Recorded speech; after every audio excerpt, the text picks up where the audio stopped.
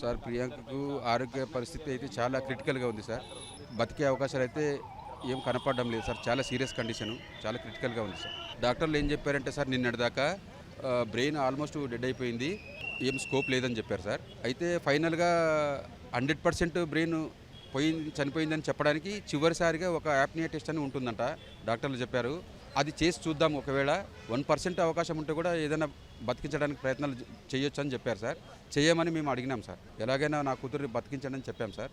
వాళ్ళు ఆ apnoea test చేయాలంటే సోడియం లెవెల్స్ చూస్తే 180 దాకా ఉన్నాయి మొన్న. నిన్న దాన్ని కొంచెం కంట్రోల్లోకి తెచ్చే ప్రయత్నం చేస్తే 160కి వచ్చింది.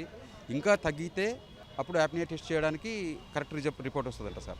దాని కొరకు కష్టపడుతున్నారు, కానీ ఇప్పుడు నిన్నటి కంటే చాలా దారుణంగా అయిపోయింది కండిషన్. అవయవ దానం గురించి మేము ఆలోచించలేదు, మమ్మల్ని ఎవరు అడగలేదు, మేము కూడా దాని గురించి ఆలోచన కూడా చేయలేదు సార్. ఎందుకంటే మా అమ్మాయిని బతికించుకోవాలనే ఆశతోనే మేము ఉన్నాం సార్. బతికించుకోవాలి, ఎలాగైనా బతికించండి సార్ అని అడుగుతున్నాము, బతికించుకోవాలనే కష్టపడుతున్నాను.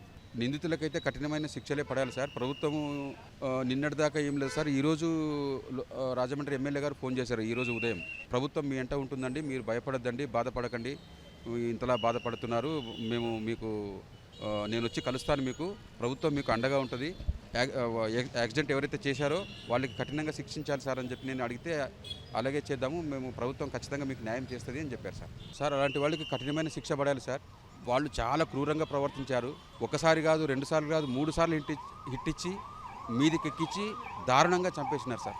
వాళ్ళు ఇంటెన్షనల్గా చేసినారు, కావాలనే అలా చేశారు సార్. ఎందుకంటే వాళ్ళు తాగి ఉన్నారంట సార్, అప్పటికే లోపల గొడవపడి వస్తున్నారంట. ఆ లోపల ఏం గొడవ జరిగిందో వాళ్ళు అదే కోపంతో చాలా ర్యాష్గా బయటకు వచ్చారు. బయటకు వచ్చిన తర్వాత ఒకసారి టచ్ చేసిన తర్వాత ఆ విజువల్స్ చూస్తే మీకు కూడా అర్థమవుతుంది. నేను 2 రోజుల తర్వాత చూశాను సార్, నాకు వేరే వాళ్ళు చూపించారు. కనీసం ఒకసారి హిట్ ఇచ్చిన తర్వాత ఆగాలి కదా సార్. వాళ్ళు ఆగకుండా మళ్ళీ తగిలిచ్చి కింద పడ్డాక మళ్ళీ తల మీద ఎక్కించుకొని పోయినారు సార్.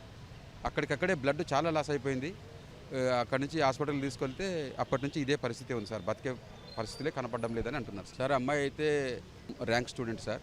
చక్కగా చదువుకొని ఒక గొప్ప డాక్టర్ అయ్యి సమాజానికి మంచిగా సేవ చేసి మంచి పేరు ప్రఖ్యాతులు సంపాదించుకోవాలి, తల్లిదండ్రుల పేరు కూడా చక్కగా నిలబెట్టాలని చెప్పి చాలా కలలు కనింది సార్.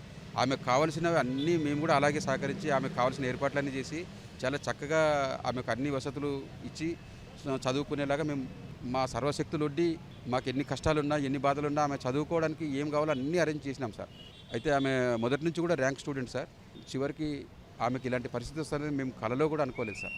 మాకు జరిగిన అన్యాయం అయితే చాలా దారుణం సార్. వీళ్ళు ఈ నిందితులు ఎవరైతే ఉన్నారో వాళ్ళు చేసిన పని వల్లనే మాకు ఈరోజు మా జీవితం అంధకారం అయిపోయింది సార్.